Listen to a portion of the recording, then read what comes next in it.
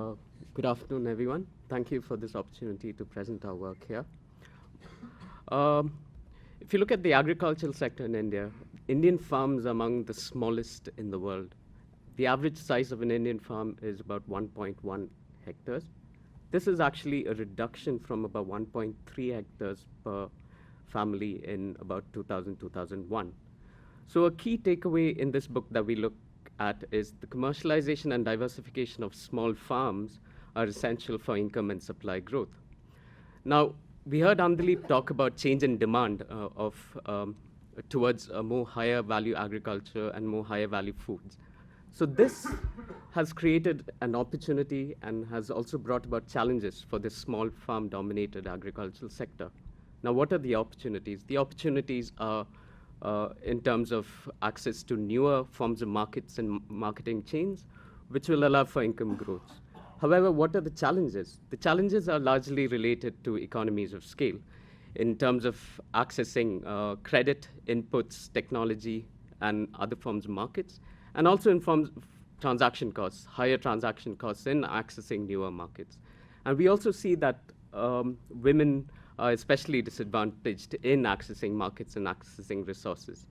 So one key feature in this book that we talk about is how can small farm aggregation models help in an increasing production diversity and production growth.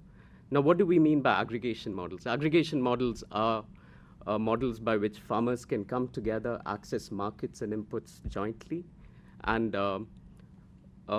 cooperatives and farmer producer organizations are good examples of aggregation models in India. However, the effects of aggregation models in India will not be uniform across regions. In more agricultural-led states which benefited from the Green Revolution, what we're going to see is that aggregation models will help in linking farms to higher value higher value chains, primarily because infrastructure and opportunity is already available. In lagging states, however, the focus has to be on traditional constraints of accessing credit, quality inputs such as seeds, and also trying to reduce transaction costs in accessing traditional markets. So this will be the difference in, or differences in the roles in institutions such as aggregation models. And it's crucial that we see the differential roles in different states of India.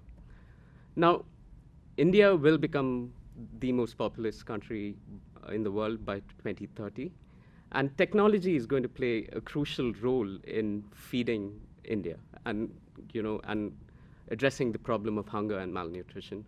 So another key takeaway from this book, which is discussed in chapter 9, is enhancing smallholder productivity and competitiveness requires moving beyond staple grain technologies.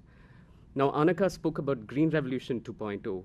The salient features of the Green Revolution 2.0 would be to enhance diversity, nutritional quality, and also resilience of crops.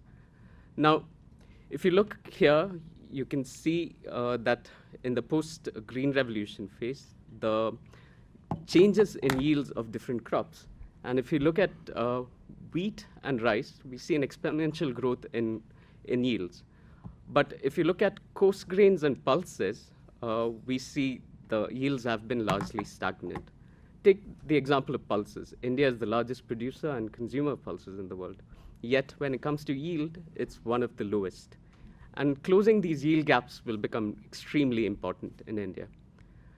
Similarly, technology has to be accessible to everybody.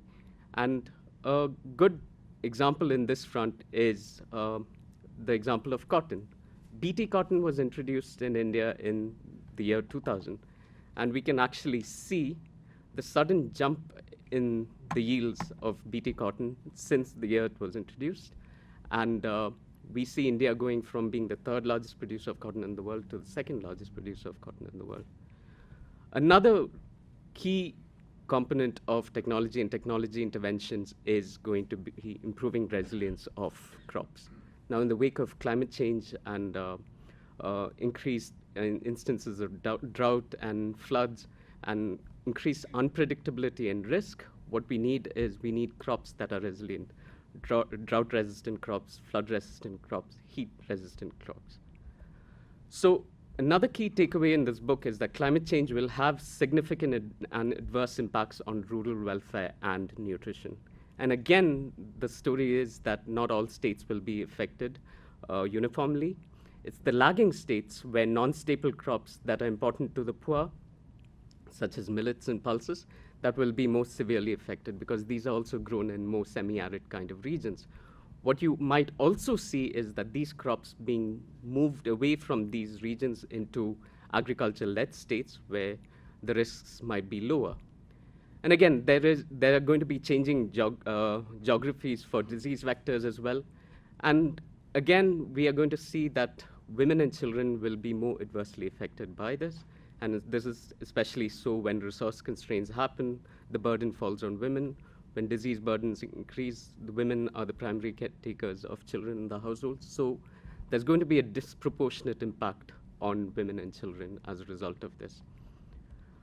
So what we talk about in the book is a technology plus approach towards adaptation and mitigation. So what we see is that the energy sector currently is the largest emitter in India.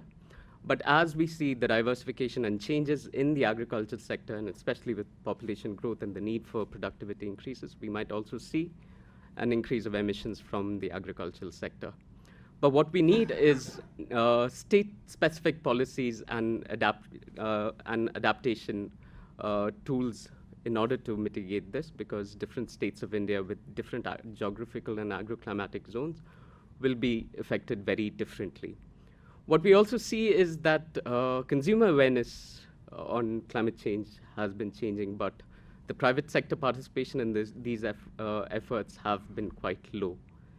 And so what we really need is a technology plus approach where we spoke about technology in terms of resilient crops, but also conservation and community-based action in order to address larger issues of climate change. Now I'll hand it over to Prabhu for the concluding remarks. Thank you.